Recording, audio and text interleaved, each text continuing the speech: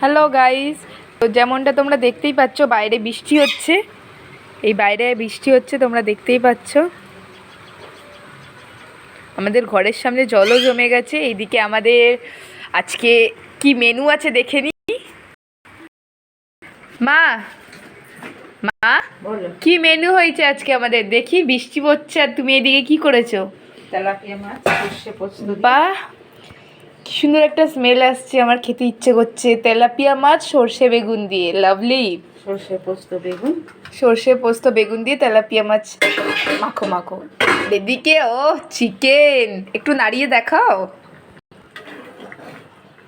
Wow, chicken yummy.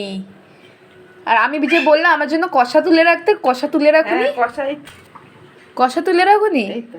ও, আমার জন্য কষা তুলে রেখে দিয়েছে মা এদিকে, লাভলি।